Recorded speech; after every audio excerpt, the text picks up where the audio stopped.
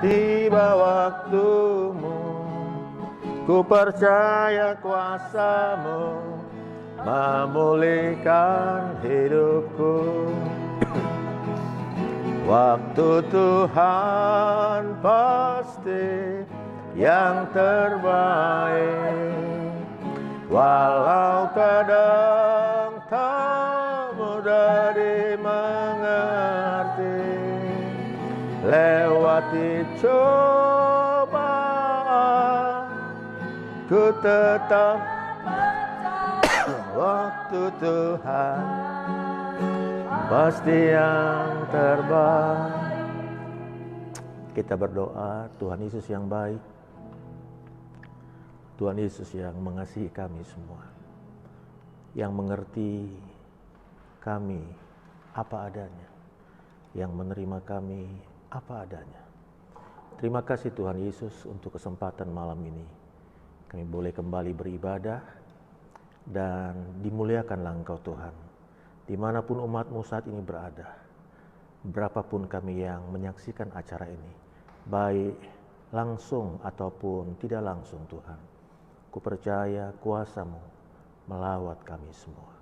Urapi hamba-Mu dan kami semua. Dalam nama Yesus kami berdoa. Haleluya. Amin. Shalom, puji Tuhan. Puji Tuhan bagi kita semua. Juga buat saudara-saudara yang saat ini sedang mengikuti ibadah ini. Memang tak ada yang sempurna ya. Ada satu sisi kita mengalami berkat kemajuan yang luar biasa di tengah-tengah situasi pandemik Corona COVID-19 ini, di mana kita dianjurkan untuk menjaga jarak, tidak berkumpul ya. Lalu kemurahan Tuhan dengan kecanggihan teknologi, kita bisa beribadah dengan online.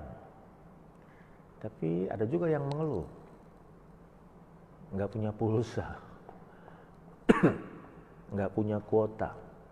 Memang kita semua harus berkorban, tapi begitu pun kita akan upayakan ke depan akan tetap ada ibadah live streaming, dan di sisi lain akan ada warta jemaat secara manual pakai kertas yang akan dibagi ke jemaat-jemaat yang memang tidak terjangkau oleh siaran ini. Dan saudara bisa mengadakan ibadah di rumah. Mungkin Bapak akan memimpin, ada urutan acara di sana ya. Jadi saya tentunya berharap sekalipun nanti situasi ini akan berhenti, tapi tata ibadah ini akan terus kita lanjutkan ya. Akan terus kita lanjutkan. Puji Tuhan, melalui kesempatan ini, atas nama pribadi, keluarga, dan seluruh sidang jemaat, kami juga menyampaikan turut berduka cita kepada keluarga Bapak Denny Silayan atas berpulangnya orang tua yang dikasihi kemarin dan sudah dikemumikan hari ini. Juga walau terlambat kepada Bapak Bribka Priston Manurung yang juga ditinggal oleh Bapak yang dicintai beberapa waktu yang lalu di Tiga Dolok. Juga buat Bapak Bribka Ronald Sinaga yang juga ditinggal oleh Bapak yang dikasihi beberapa waktu yang lalu di Indrapura ya. Gereja tidak bisa hadir secara fisik, tapi biarlah doa-doa dan simpati kami bisa sampai kepada keluarga yang ditinggalkan. Puji Tuhan saudara terkasih, malam ini saya mengajak kita membuka kitab kita dalam kitab Petrus ya. Kita melihat dalam kitab 1 Petrus pasal yang ketiga ayat 13. Bagi saudara yang tidak membuka Alkitab bisa menyaksikan layar di belakang. 1 Petrus pasalnya yang ketiga ayat 13. 1 Petrus pasal yang ketiga. Ya, saudara yang membawa Alkitab bisa membuka kitab saudara dalam 1 Petrus pasalnya yang ketiga ayat yang ke-13. Ya. Ayo sama-sama kita akan membaca dalam hitungan yang ketiga ya. 2, 3. Dan siapakah yang akan berbuat jahat terhadap kamu jika kamu rajin berbuat baik? Saya baca ulang. Dan siapakah yang akan berbuat jahat terhadap kamu jika kamu rajin berbuat baik? Dalam bahasa Indonesia, kalimat tanya itu dibagi dalam beberapa pembagian. Kalimat tanya yang pertama adalah kalimat tanya biasa, yang sama seperti prinsip bahasa Inggris, 5W plus 1H, ya. What, who, when, where, why, ya. Apa, apakah, siapa, di mana, kenapa, tambah satu how, bagaimana. Ada pertanyaan-pertanyaan yang biasa saja, pertanyaan yang paling standar. Ada juga kalimat tanya konfirmasi atau klarifikasi yang membutuhkan jawaban singkat, iya atau tidak. Ada juga kalimat tanya retorika. Kalimat tanya yang identik dengan jawaban yang hampir mirip dengan pertanyaan itu sendiri. Dan ada pertanyaan yang terselubung atau pertanyaan yang tersamar. Ayat yang kita baca tadi mungkin masuk dalam kalimat tanya konfirmasi atau klarifikasi. Sekalipun tentunya pertanyaan ini menyambung lagi. Sebab siapakah yang akan berbuat jahat terhadap kamu jika kamu rajin berbuat baik? Tentunya yang umum jawabannya tidak ada, harusnya tidak ada. Harusnya tidak ada. Dan siapakah yang akan berbuat jahat terhadap kamu jika kamu rajin berbuat baik? Mestinya kalau seperti pertanyaan klarifikasi tadi, jawabannya adalah tidak ada. Tapi ternyata ayat yang ke-14 disambung, tetapi sekalipun kamu harus menderita juga karena kebenaran, kamu akan berbahagia. Sebab itu janganlah kamu takuti apa yang mereka takuti, dan janganlah gentar. Harusnya secara standar, secara etika, secara hukum positif, saudara. Dan siapakah yang akan berbuat jahat terhadap kamu jika kamu rajin berbuat baik? Mestinya standarnya, standar hukum positif, hukum moral, jawabannya tidak ada. Tapi fakta di lapangan seringkali ada. Sehingga ada sering pertanyaan, kenapa aku mendapat suami yang memperlakukan aku jahat? Padahal sebagai istri, aku rajin berbuat baik. Kenapa sekarang anak-anakku tidak hormat sama saya? Padahal dulu saya hormat sekali kepada orang tua. Bukankah aku rajin mengikut Tuhan? Tapi kenapa ini yang kualami? Ya. Ayat tadi katakan, dan siapakah yang akan berbuat jahat terhadap kamu jika kamu rajin berbuat baik? Kalau normatifnya, normalnya, mestinya tidak ada. Tapi faktanya seringkali ada. Saudara berbuat baik kepada tetangga dan engkau mendapat yang sebaliknya. Saudara menghormati seseorang dan yang engkau dapat adalah sinis, ketus, dan hal-hal yang lain. Saudara terkasih, di dalam mengikut Tuhan, memang seringkali Tuhan itu, Yesus yang kita sembah itu, Yesus yang kita kasih itu seringkali dianggap aneh oleh orang-orang yang tidak mengenal Dia. Ajarannya dianggap radikal. Kenapa? Yesus katakan, kasihilah musuhmu. Dia katakan, kalau orang menampar pipimu yang satu, kasih pipimu yang lain. Yesus katakan, kalau seseorang minta pakaianmu, kasih jubahmu. Kalau seorang menyuruh engkau berjalan 1 mil, berjalan 2 mil untuknya. Doakanlah orang yang menganiaya kamu. Sepertinya enggak masuk akal. Dan memang itulah ajaran Tuhan kita. Ajaran yang banyak tidak dimengerti oleh orang lain. Saudara terkasih, enggak apa-apa ya. sementara menyaksikan ini kita saling belajar ya. Ada satu saran yang bagus sekali bahwa ke depan kita mungkin akan lebih interaktif ya. Mungkin dengan kecanggihan Zoom ya, saudara terkasih, kita bisa berinteraktif.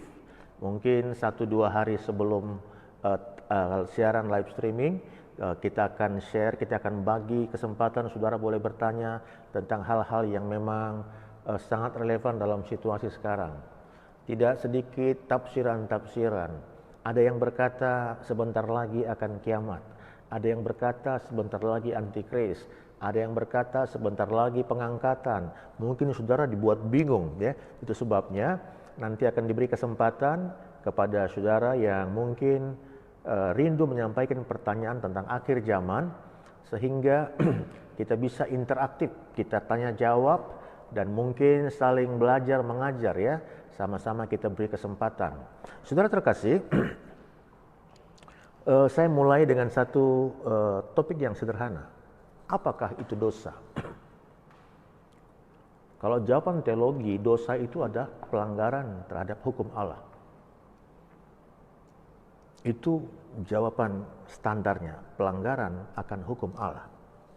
Indonesia sejak tahun 1981, sejak berlakunya Undang-Undang Republik Indonesia Nomor 8 tahun 81 tentang KUHAP, Kitab Undang-Undang Hukum Acara Pidana. KUHAP ini yang berlaku mulai tahun 81 menggantikan dasar hukum untuk para petugas hukum Indonesia tahun 41 nomor 4 ya, produk dari penjajah Belanda. Ya. Jadi sejak KUHAP itu ayat 1 poin keempat dan kelima ada urutannya. Orang tidak serta-merta menjadi tersangka. Polisi tidak bisa memproses seorang kecuali yang mungkin tertangkap tangan langsung ya, tanpa ada yang melaporkan. Dasar pertama untuk petugas hukum untuk melakukan wewenangnya adalah adanya laporan tentang seseorang katakanlah atau sekelompok orang yang diduga berpotensi melakukan sesuatu tindakan pidana. Itu adalah dasar pertama, terlapor. Lalu sesudah ada terlapor, polisi bisa melakukan penyelidikan. Setelah ditemukan bukti awal bahwa si terlapor ini memang berpotensi atau sudah terbukti melakukan tindakan pidana, statusnya meningkat menjadi tersangka. Sesudah tersangka, polisi bisa melakukan penyidikan. Penyidikan ya, di beberapa negara pada waktu seseorang menjadi tersangka sudah bisa ditindak, dalam arti ada yang sudah dipecat, ada dihentikan dari jabatannya, ada yang sudah bisa dicekal. Tapi dia baru tersangka, belum terpidana, belum terdakwa, maaf ya. Kapankah seseorang meningkat statusnya dari tersangka menjadi terdakwa? Pada waktu dia mulai disidang. Begitu dia disidang, sekalipun mungkin belum divonis, dia sudah menjadi terdakwa. Jadi urutannya terlapor, tersangka, terdakwa ya, dan sesudah akhirnya hakim memvonis, dia menjadi terpidana. Ada urutan yang tidak gampang. Makanya kadang-kadang prosesnya lama. Apalagi seandainya dengan mungkin situasi, keahlian, dan koneksivitas saudara, seorang terlapor akhirnya tidak terbukti apa yang dilaporkan dan dia bisa menuntut balik yang melapor, pencemaran nama baik, dan lain sebagainya.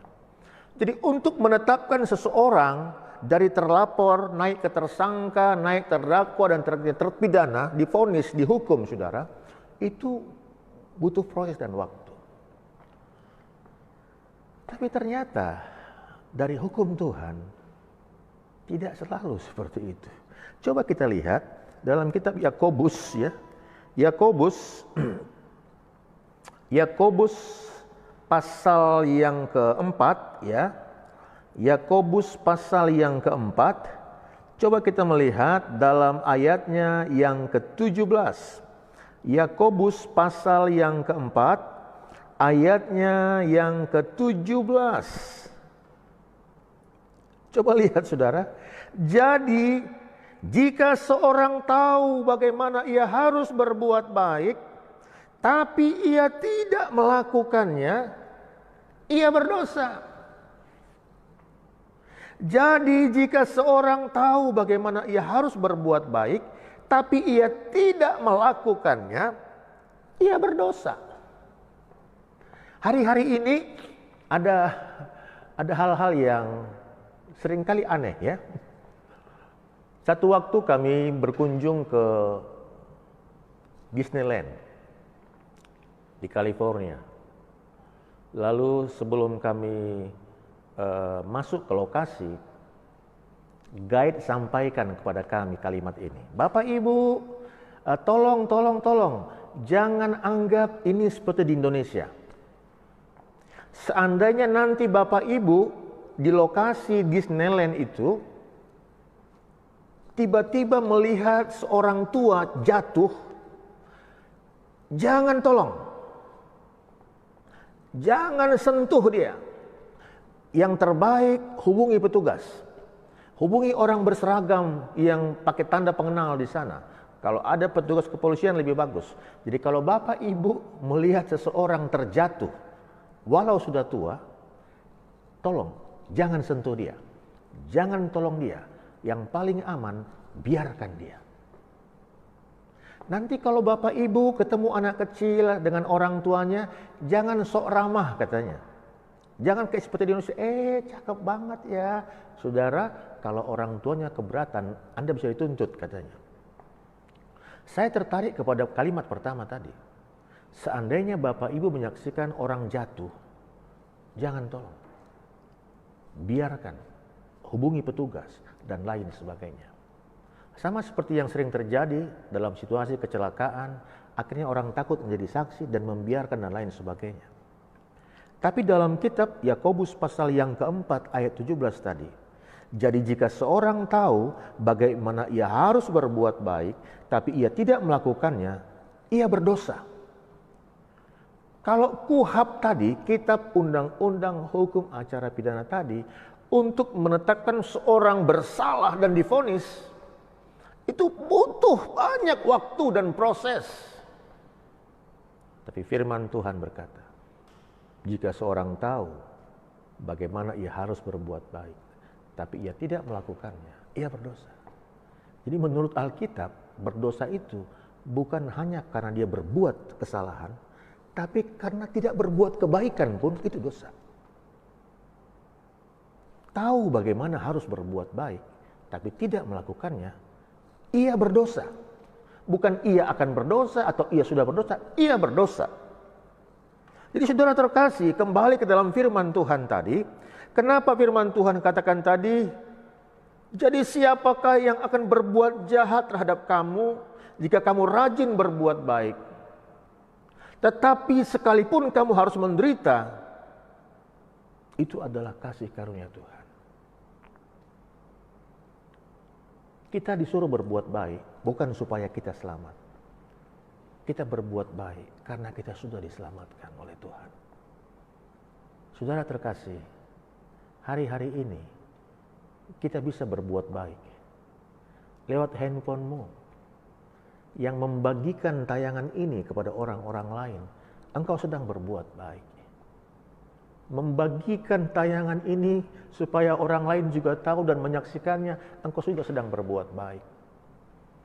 Yang berdoa untuk seseorang yang mungkin tidak tahu engkau sedang berdoa, engkau pun sedang berbuat baik. Ada begitu banyak kesempatan. Tadi saya membagi di grup kita tentang sudut pandang, tentang perspektif. Selalu ada dua perspektif. Perspektif lebah, dia selalu melihat mencari bunga sekalipun di tempat sampah. Dan yang kedua perspektif lalat, sudut pandang lalat, selalu mencari sampah sekalipun di kebun bunga. Lalat selalu mencari sampah, lebah selalu mencari bunga sekalipun di tempat sampah. Lalat selalu mencari sampah, sekalipun di kebun bunga. Ada orang dalam situasi yang paling buruk pun, dia sudut pandangnya mencari yang baik. Tapi ada orang yang terbaik pun yang dia lihat, dia cari yang tidak baik, yang salah dia cari.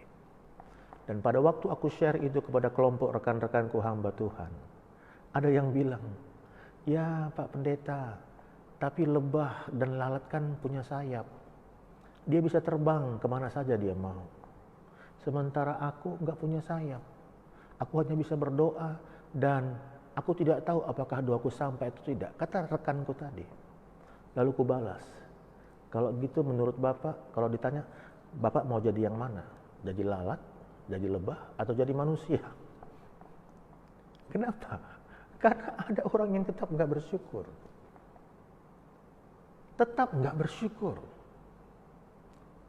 Tetap nggak bersyukur. Hari-hari ini hampir semua mengalami kesusahan. Banyak negara memperpanjang karantina ini.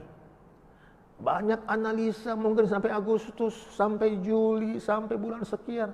Ada yang bilang mungkin sampai akhir tahun. Kita berkata kita pusing, itu pemerintah jauh lebih pusing. Kita hanya memikirkan diri kita, keluarga kita. Pak Presiden memikirkan ratusan juta manusia. Tapi maukah kita memiliki perspektif yang positif? Jangan berhenti berbuat baik, sekalipun dalam situasi yang sedang tidak baik. Jangan berhenti mencari yang positif dari orang-orang yang kau kasihi, sekalipun mata kita melihat yang tidak baik sedang terjadi, sedang dilakukan olehnya. Jangan berhenti untuk mengharap yang terbaik, sekalipun keuanganmu sedang dalam kondisi yang buruk. Bayangi saudara, minyak dunia sekarang harganya sampai minus. Ampun, minyak dunia harganya minus. Dan pada waktu Pertamina diminta untuk menurunkan harga minyak, Dirut Pertamina katakan, daripada kami turun harga minyak, mending kami tutup semua kilang-kilang. Bayangi pusingnya para petinggi-petinggi sekarang. Lalu bagaimana saudara dan saya? Tetaplah berbuat baik. Minimal dalam perspektif kita. Dalam mindset kita. Dalam tutur kata kita. Milikilah perspektif lebah. Dia mencari bunga sekalipun di tempat sampah. Situasi yang sedang terjadi mungkin bagaikan kubangan sampah, tapi tetap ada hikmahnya. Tahukah kita, lewat cara ibadah seperti ini, ribuan orang bisa menyaksikannya. Mungkin ke depan lebih banyak lagi, saudara. Selalu ada bunga sekalipun di tempat sampah. Tetaplah rajin berbuat baik. Setiap hari katakan, Tuhan, apa yang bisa aku kerjakan? Tuhan, bagaimana aku bisa berbagi? Minimal berbagi doaku. Minimal berbagi semangatku. Minimal berbagi sukacitaku. Dan biarlah saudara terkasih, tetap semangat. Dan siapakah yang akan berbuat jahat kepada kamu jika kamu rajin berbuat baik? Tapi sekalipun harus ada, tetaplah berbuat baik.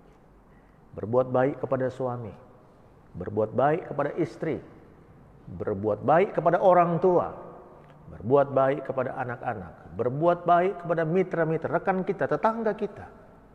Minimal doa kita. Sebab apa, saudara? Sebab jika seorang tahu bagaimana ia harus berbuat baik dan ia tidak melakukannya, ia berdosa. Tuhan tolong kita semua. Kita tundukkan kepala kita. Haleluya. Haleluya. Semua baik, semua baik. Apa yang telah kau perbuat di dalam hidupku,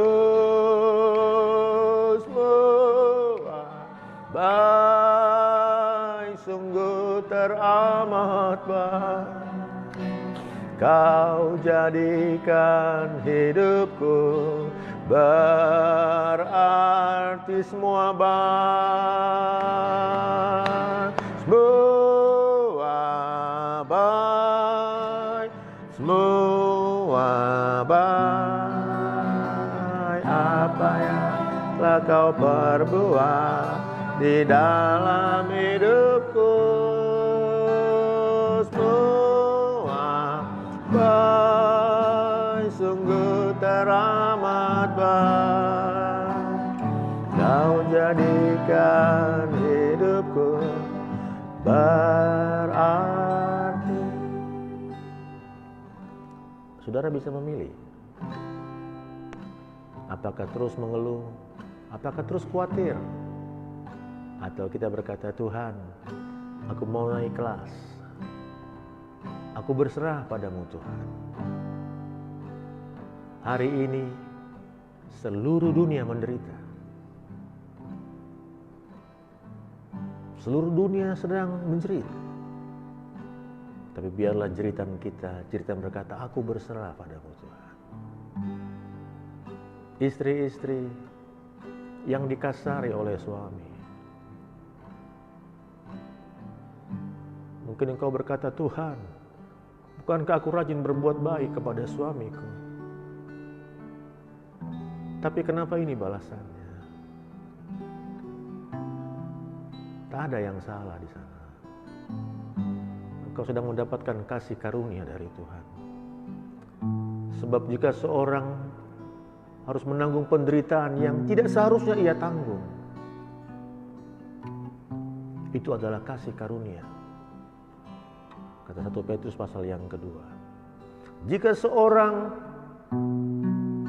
yang harus menderita penderitaan yang tidak seharusnya ia tanggung, itu adalah kasih karunia. 1 Petrus 2:19. Ayat 20 berkata, dapatkah disebut pujian kalau kamu menderita karena kamu berbuat jahat?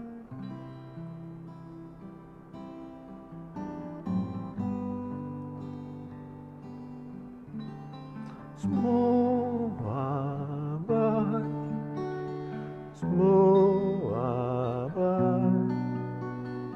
Apa yang telah kau perbuat di dalam hidupku,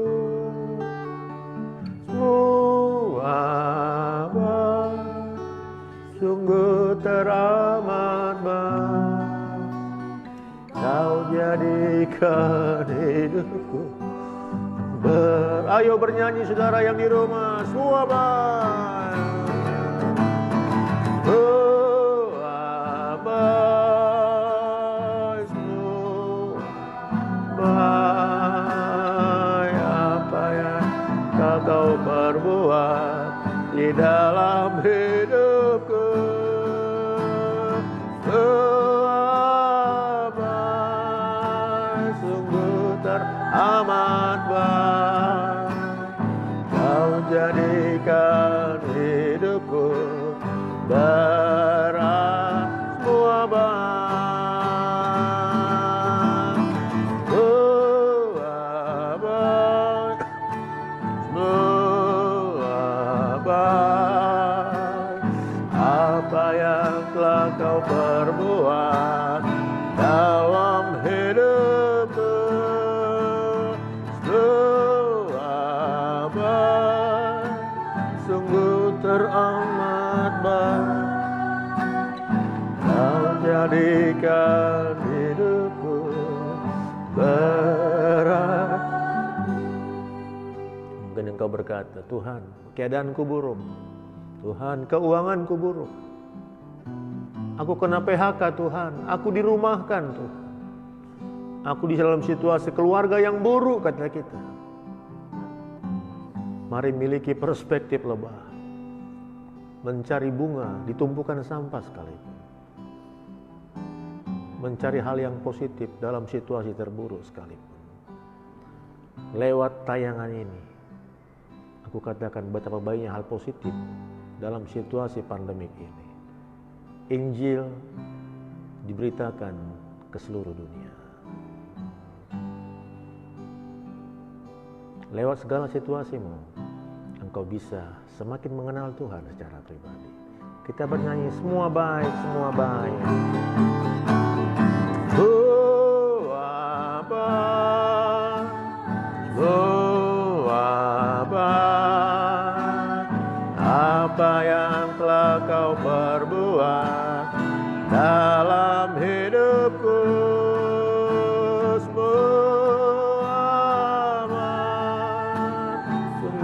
teramat baik. Kau jadikan hidupku semua baik, dan kita berdoa.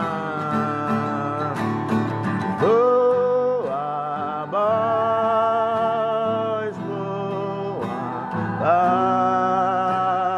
Apa yang telah kau perbuat dalam hidupku,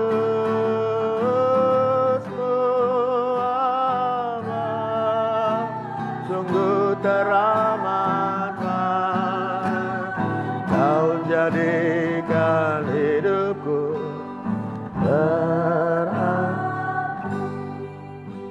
dimanapun tayangan ini sedang disaksikan, di kota atau di desa, di rumah, di tempat kos, di penginapan, di perjalanan, di rumah sakit, di kantor polisi, dimanapun tayangan ini dilaksanakan, sedang disaksikan, biarlah firman-Mu menggema, tertanam di hati. Di Kalimantan, di Bali, di Sulawesi, di Papua, Pulau Jawa, Sumatera, di negara tetangga, dimanapun tayangan ini, biarlah kami mau tetap berbuat baik. Sebab siapakah yang akan berbuat jahat kepada kami jika kami rajin berbuat baik?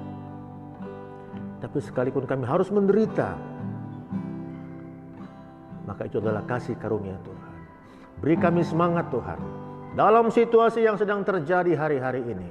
Biar kami tetap mencari hal-hal yang positif. Kami belajar bersyukur. Kami belajar semakin bersekutu dengan Tuhan.